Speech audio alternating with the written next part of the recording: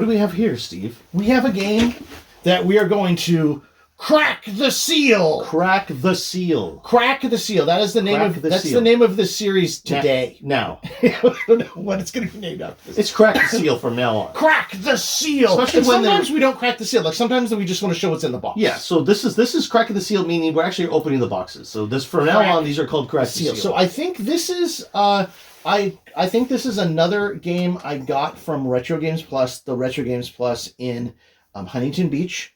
There's a new one near me now. Midnight Magic. I want to say a little bit. Midnight Magic came out is a late 2600 game. Came out, I don't know. Let's say 86 or 87. We'll find it on. This says 87 on here. Okay, and it and Solaris, I believe, came out at the same time. And I remember getting both of them for our existing Atari. For the 700. Yeah. And being amazed at the quality of these games. Totally different. They're I think they bank switch obviously 8 or 16K. They look great. And especially Solaris, but Midnight Magic holds its own. It's a fun pinball game. It holds its own against the Apple II and Atari 800 versions of Midnight Magic very, very well. Right. The problem was at the time, NES had just come up with their pinball game. Have you seen NES pinball? It's fantastic. It scrolls. Yeah. Now, not that everyone likes scrolling pinball, but it just has multiple tables. It's just like you could not compete. No. Like they were not competing on the same level. This is basically. This is why the 2700 was $50 at this time. Right. Like, go ahead and there's good games coming out for it. They don't rival the NES in the amount of adventure quality you get in a game. Like every game, it added extra. But the arcade quality and sports games were coming out that you could sit down for $50. You could have some good fun $50 for the console, game, and the game is like $15 or $20. Yeah, right? They did a good job. This was Trammell. The Trammell's really trying hard, and they did a good job, and no one gives them credit for this. They did a good job with the 2600. They did a good job with the 700. They tried with all the money they had. They did a good job with the ST. They're just, I don't want to go into it, but they did a good job. It just didn't do it. I loved the fact that this game came out. We bought it. We bought it back in the day. Now, so let's look at the front. Our copy is somewhere. The real one, but we are going to crack the seal on this one. So what do you think about the front of that box, Steve? I mean, the picture's just okay. It's just okay. It's no Cliff Spawn, let me tell you. Okay, so what does it say in the back here? It says, "This is it, the best of all worlds." It says, go full tilt. Go full tilt. This is it. Sorry. The best of all worlds. The real pinball and video arcade action in one fabulous game. Pull the spring. Keep your eye on the screen. Then work those flippers to keep the ball dancing as long as you can. And best of all, Midnight Magic doesn't eat quarters.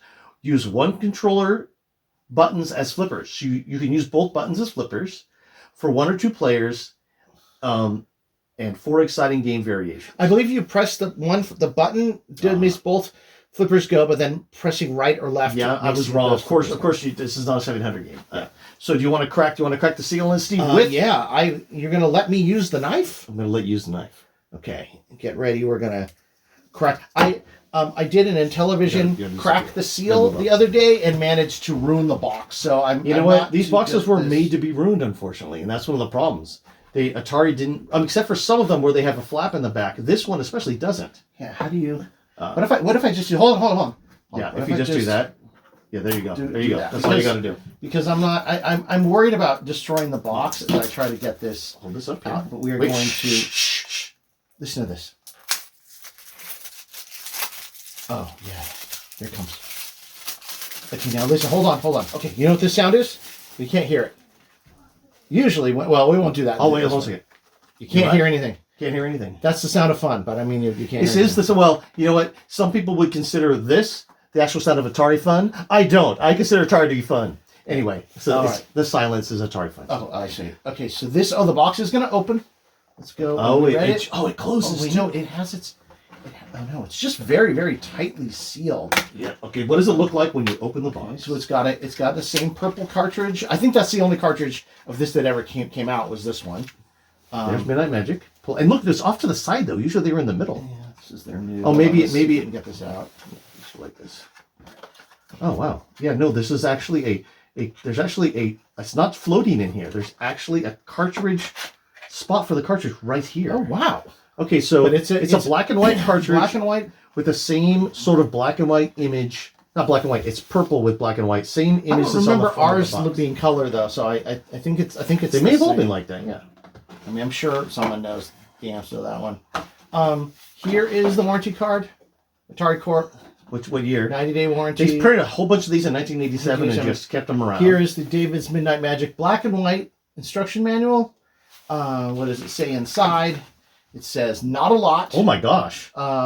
It says playing the game, go full tilt, playing the game, use the joystick handle, pull the joystick handle towards you and press the joystick button to launch the balls. Move the handle to the left to activate the left flipper, right to activate the right flippers, back to activate both flippers at the same time. So you don't use the button for anything. First strategy.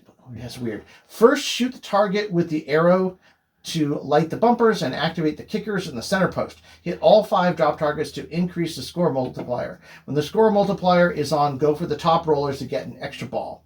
Difficulty levels. Setting A. The center post and the kickers must be activated by hitting the targets with the arrow. Setting B. The center post and kickers are always on. Scoring.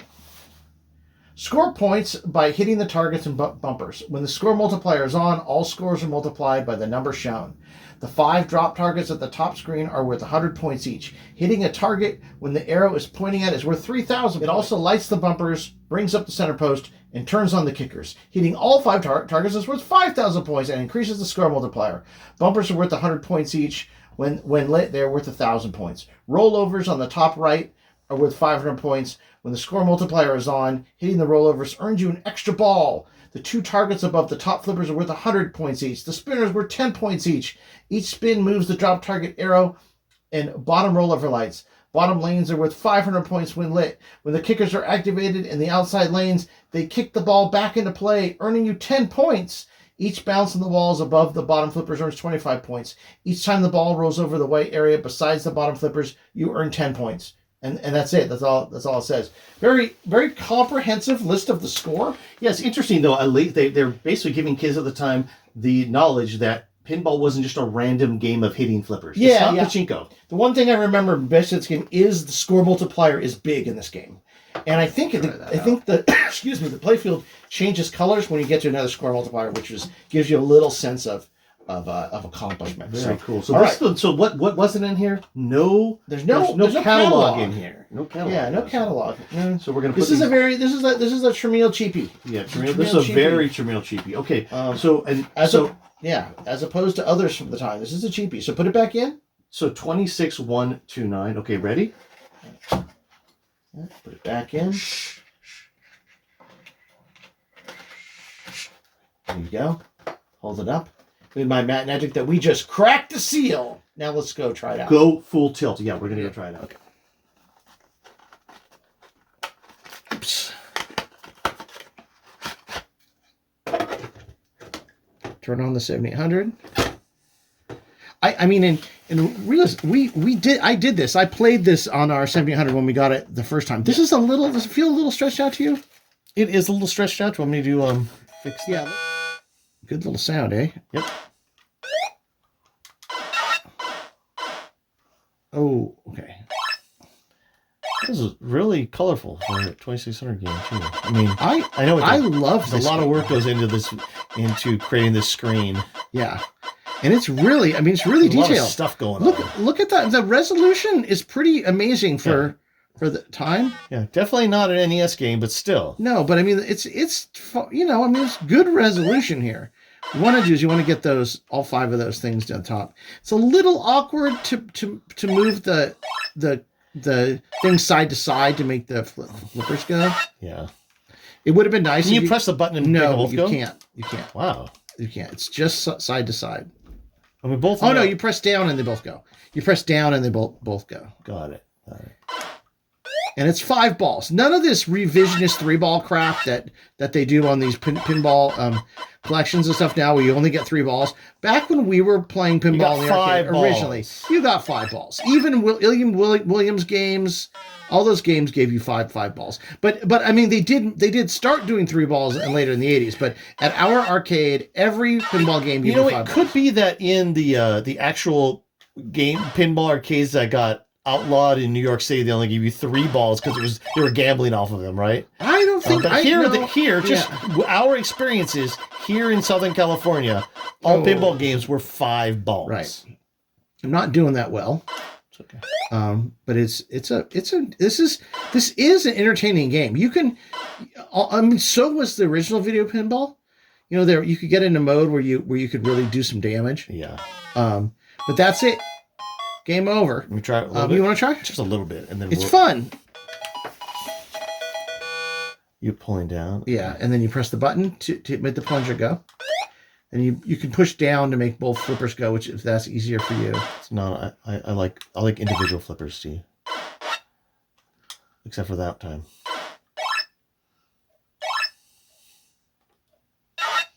It's easy on that. You actually can use it as 2 buttons on this it's NES gamepad. It does? So you could, because you use the D-pad. You can do the same thing if you just plugged a regular Genesis pad in here, because you can use the D-pad on the Genesis to press left and right with 2 fingers, 2 thumbs.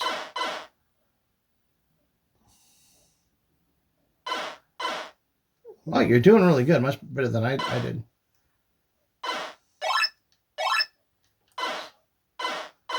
That is very bouncy. Like, it's almost like it's in... Oh, yeah, the ball is really bouncy. It's almost like it's in space, like you're in space a little bit, but...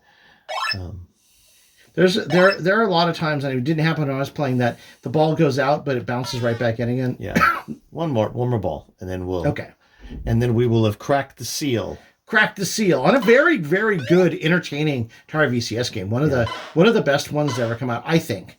I could still play this for a long time. Yeah, it's challenging and it's really fun when you get the getting up 3, 4, 5 bonus is really fun.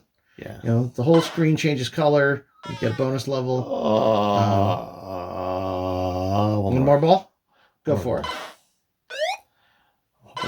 Now you have to knock down the drop targets much time. Yeah, all 5, and then it goes up to the next bonus level. Where's it mentioned? Oh, let's change this color, and I think it says like one time. Well, let's turn this off, and we're gonna put it back in its box. And Steve, where does Midnight Magic live, Steve? It lives in the cracked seal. No, it lives. Yeah, well, we did crack the seal. We just cracked the seal and played. It lives in the vertical blank. It does. Midnight Magic lives.